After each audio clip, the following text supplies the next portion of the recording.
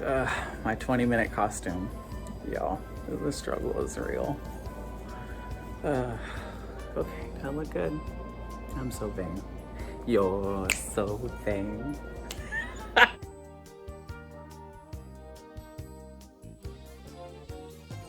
Is it recording? Okay. So, today we are here talking about Alexandria. More specifically, Hypatia of Alexandria. And we're going to examine the film, the Agora, and see whether or not it's historically accurate. So let's go ahead and slide through and look at the most important part of the entire film, of this entire person, really, is actually the setting that she lived in.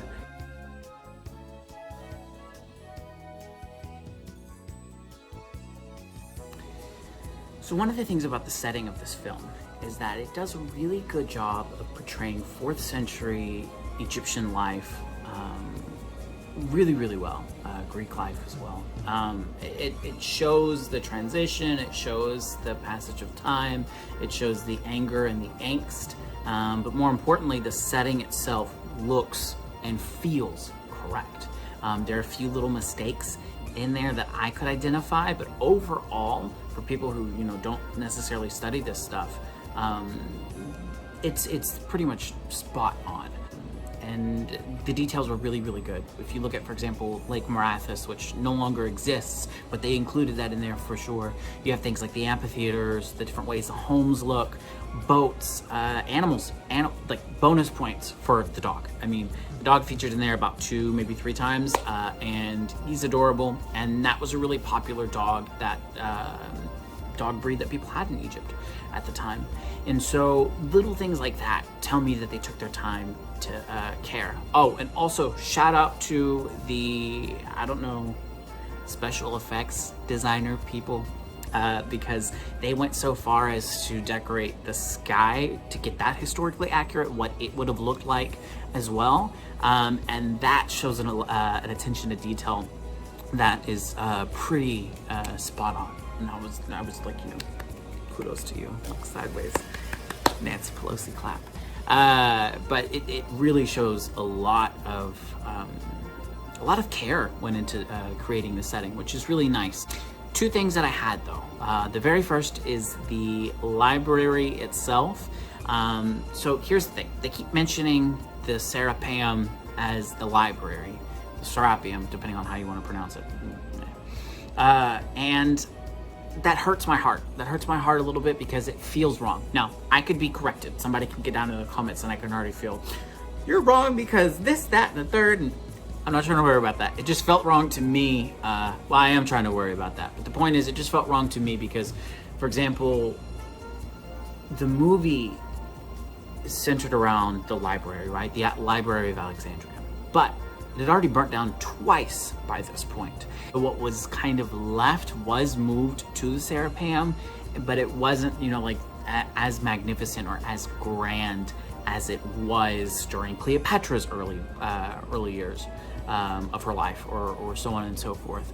As a historian, watching scenes where the Serapeum is being burned, it hurts. But then, having conversations with other people that I know, like other historians, one of them critiqued that, some of that could have been, like magic, like, boil the leg of a frog and, acetone or, whatnot.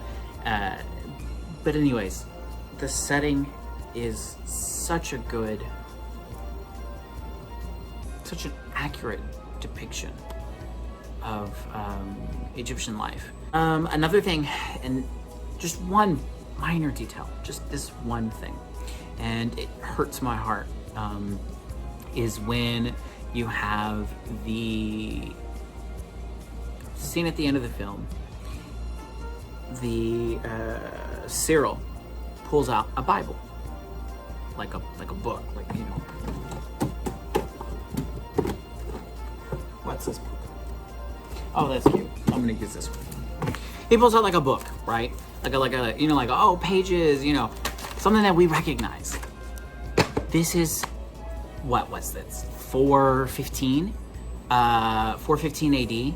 And books like this, although I did do some research, books that were bound together, they could have been not common.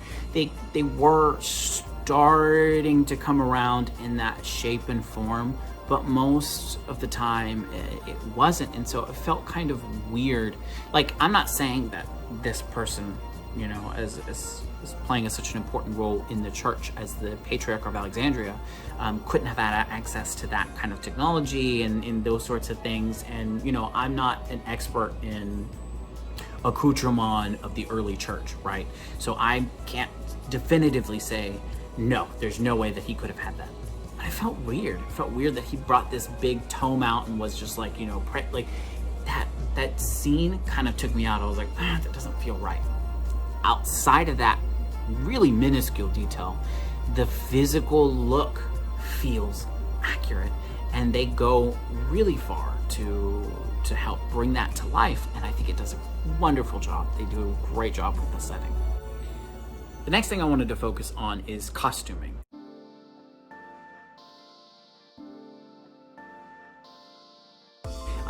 So the costuming does a really good job. It fits in with the theme. It doesn't feel to take you out. You're not like, you know, I see things that are obviously very wrong in it. You know, it looks and feels correct. Everybody from the Jewish people to the Greeks to the Romans, it feels pretty good. Even Hypatia's costumes match up with what the historical sources that we have of her say that what she wore. She wore kind of like an educated man's tunic and those sorts of things. So she looks pretty accurate to what she wears.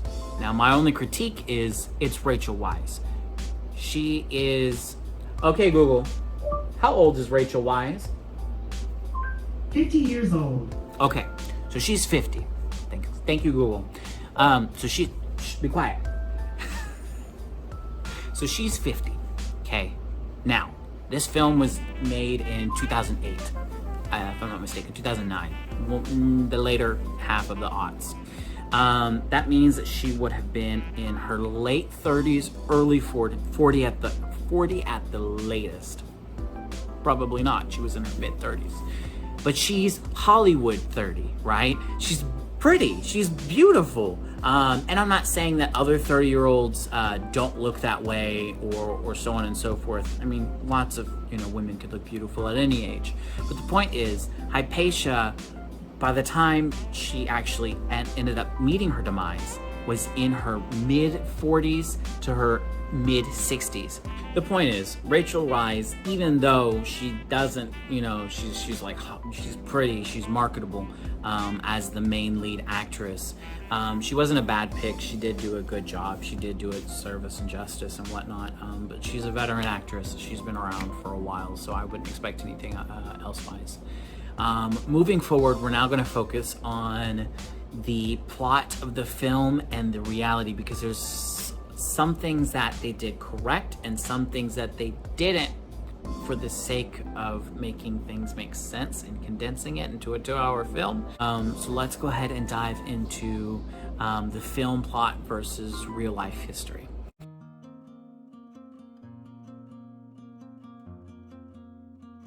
The film can really be broken up into 2 parts.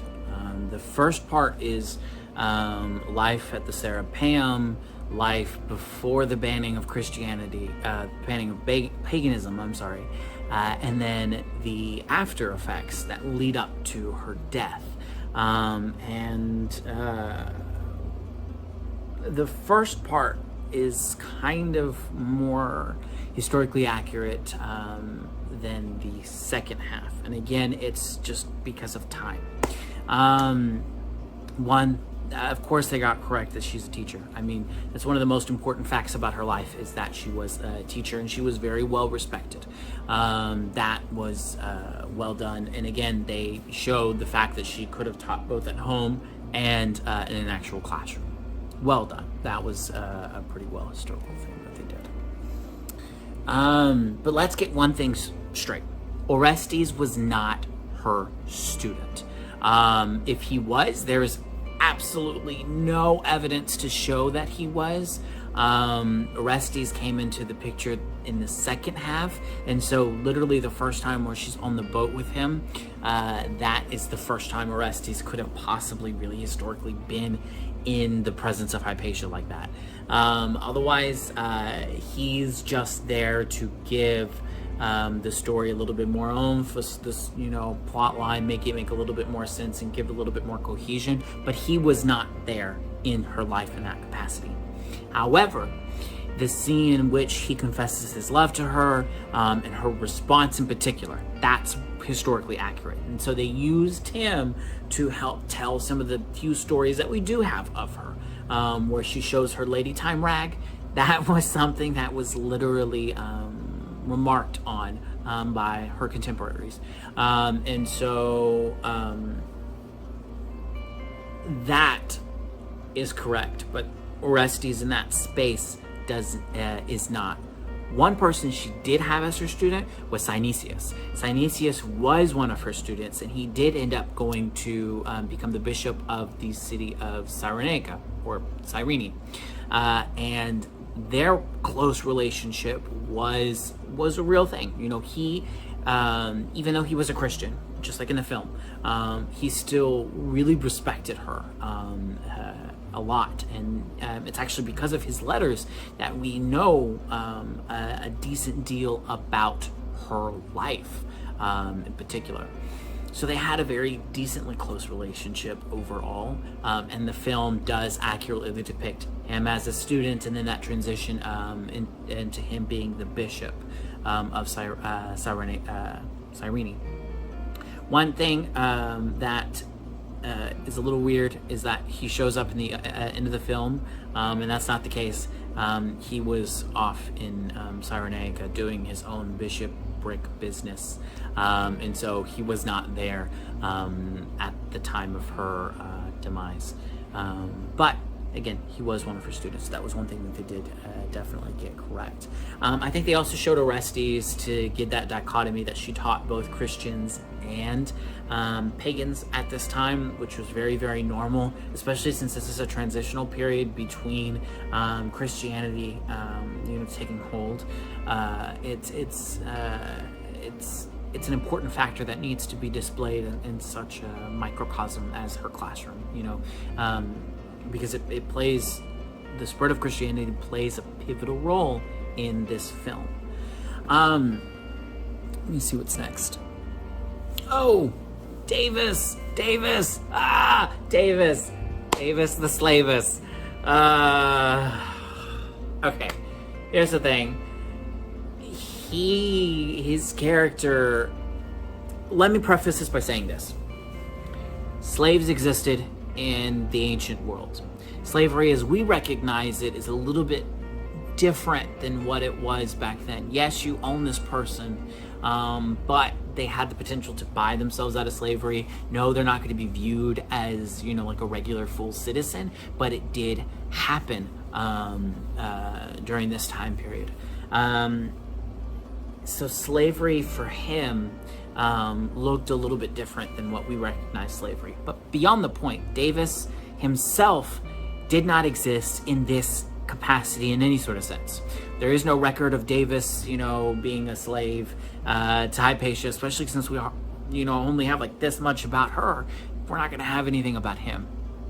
But what's interesting is that they take a concept of a Davus who was a slave in Britannia in the mid-Empire, Roman Empire days.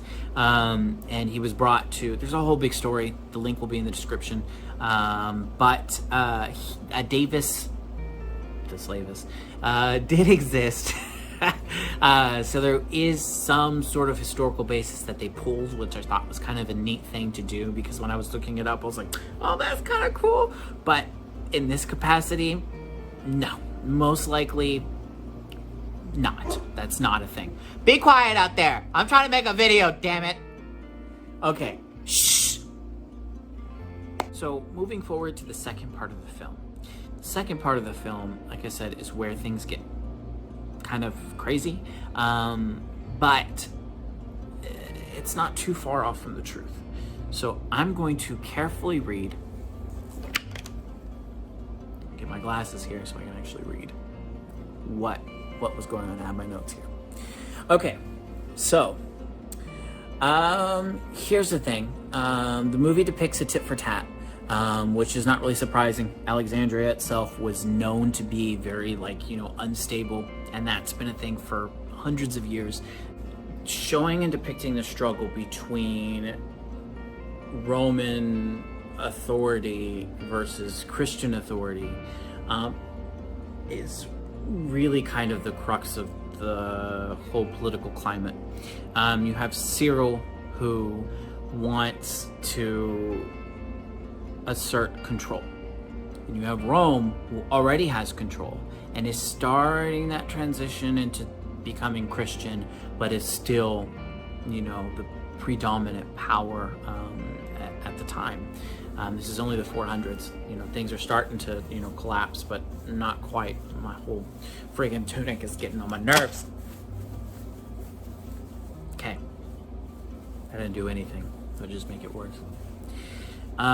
So in that depiction of it, what you see is you see that conflict throughout, and really Hypatia, in my opinion, was just a casualty of that rough transition. The instant where Orestes had that rock thrown at him, that was accurate, very accurate as to what happened. But that wasn't directly led, as the film would have you believe. It wasn't the direct cause to why Hypatia ended up dying, right? It's not like, Hypatia's, at the center of all of this. Now, she was part of the aristocracy. She was heavily favored by Orestes and that whole upper echelon circle. But she didn't die because he was in love with her or whatnot. It's a little bit more tame than that. Let me try to read my notes here. Okay, so the conflict between Ammonius and Orestes was is real, but it was not directed to the kneeling event. That was not a thing. That did not exist. What happened was there was the Jewish population was in the city. Orestes was against it. Ammonius and his whole Parabolani came into the city to kind of keep an eye on things. Ammonius did chunk a rock at Orestes when he was driving by in a chariot. Orestes had him arrested. It's not where that word comes from. This is Orestes, not Arestes. Anyways,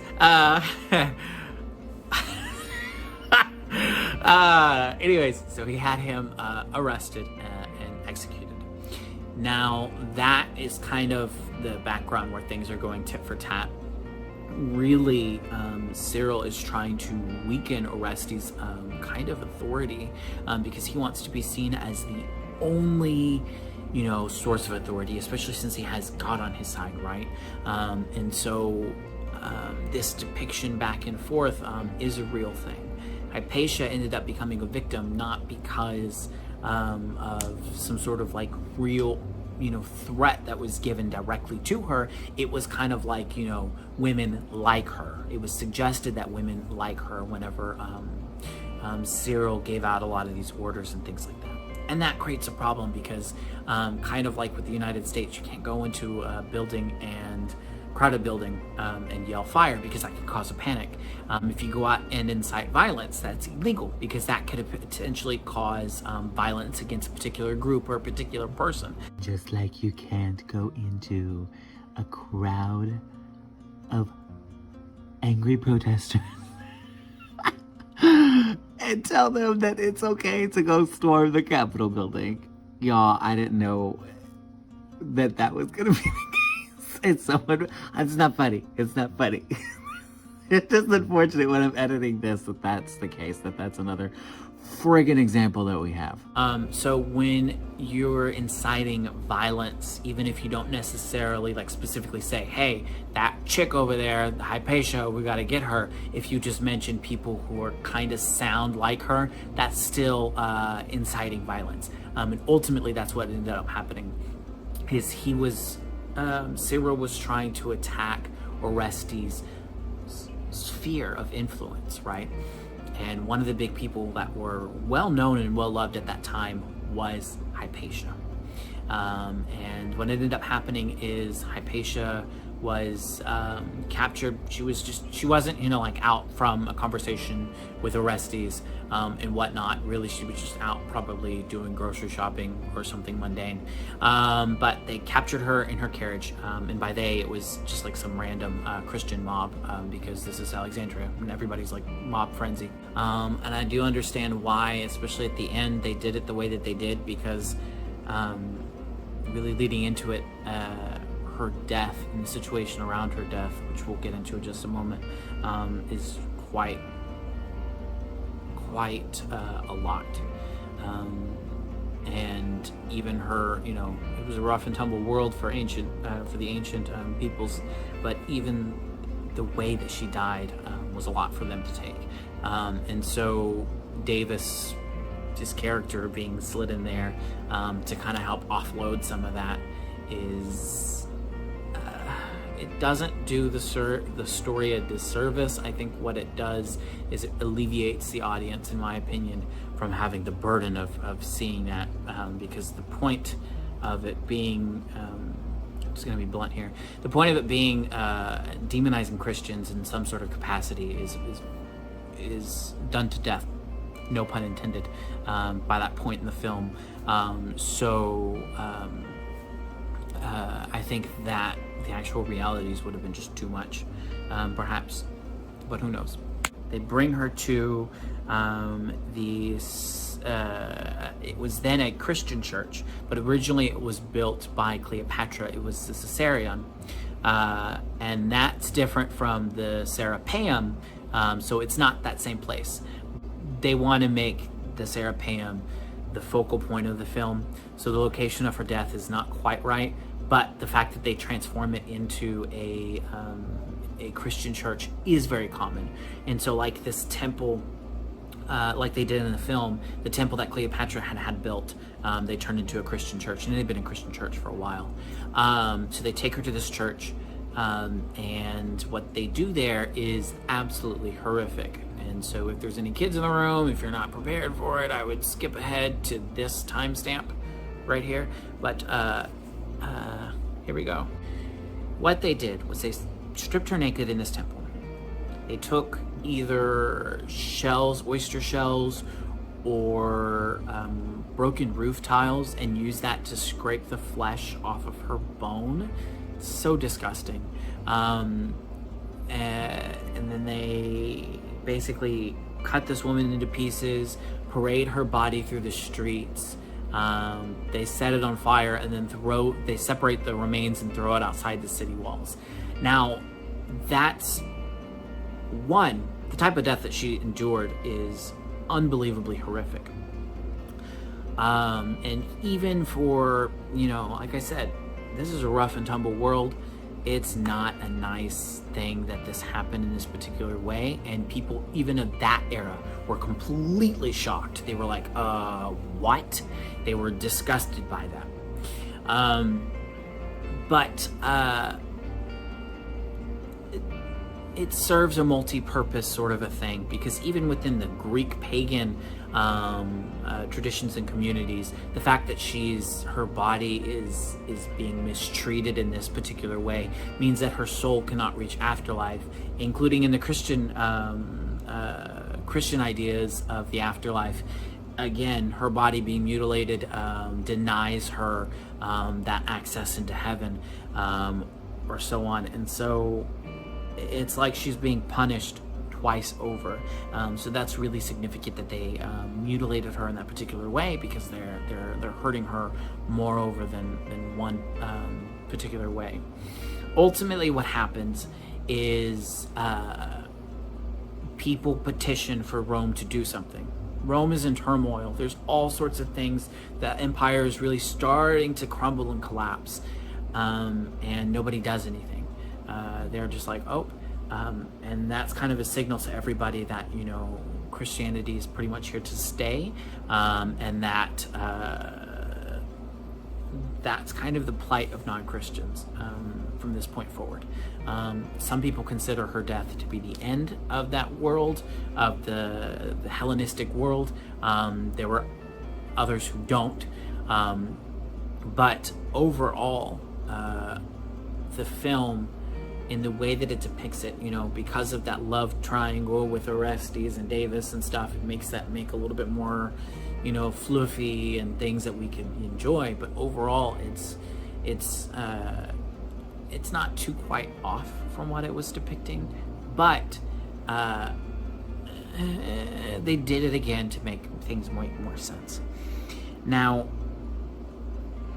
with that in mind, with all that said, with everything being said, does the film feel historically accurate?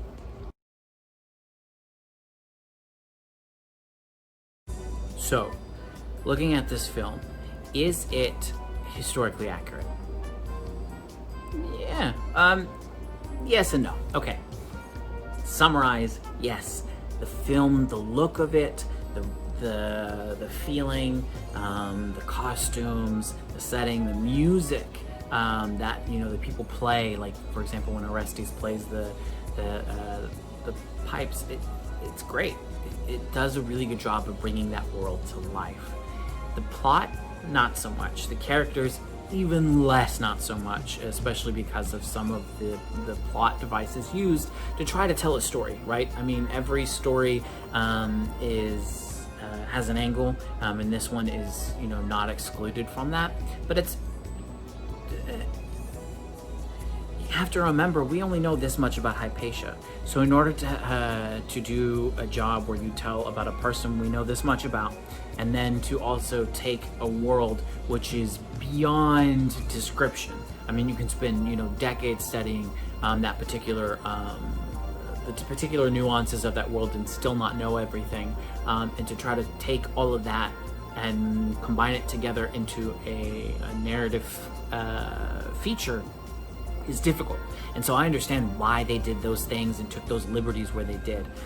It's just important to know, you know, like, Orestes wasn't there until later. Davus did not exist. Synesius did exist. And the plot between the importance of Hypatia, the importance placed on Hypatia, is not as much as the film would lead you to believe. Yes, she was an important part of Alexandrian life. Yes, she was an important part of that upper echelon in Circle. Her work itself, who knows if she actually did those particular things, because again, we only know this much. But overall, the film is probably about an 80 out of 100. There's a few things that I do deduct points, especially Davus and half the points of Orestes. But Davus is there to explore, you know, Christianity's appeal. And Orestes is there to explore her pagan student connections. So it's super vital to the story to create that sort of nice story, but it's not historically accurate. Outside of those things, the movie's pretty good. Would I suggest it? Yes, with those caveats thrown in. Absolutely hugely important. It's not like another film like Marie Antoinette, which I think is quite flawless. Or it's definitely not, but it's not as bad as something like, what was pretty bad? What was Cleopatra in the 1960s? Which I could do if y'all guys want. You know, I like Egyptian videos. Anyways, but yeah, that's my take on the film. So, okay guys, we reached the end of the video, so subscribe, like, share it with a friend, your professor. Don't share it with a professor, because she's probably going to tear me apart and be like, well, you're wrong because of this. I'm going to regret putting this video up. Anyways, yeah. I don't know when the next video will be up. It'll be up when it gets up. please leave me suggestions as to what you'd like me to review next. I'm thinking about maybe doing the Alamo because I'm much more comfortable with stuff that I've reviewed recently, as in historical stuff. But if y'all have any other suggestions, maybe you want me to do horrible history review, like a horrible movie, or whatnot, let me know. Maybe I might do it if I have enough time. I mean, we're all, stuck at home in quarantine, so. Anyways, thank you so much and have a great day. Ciao.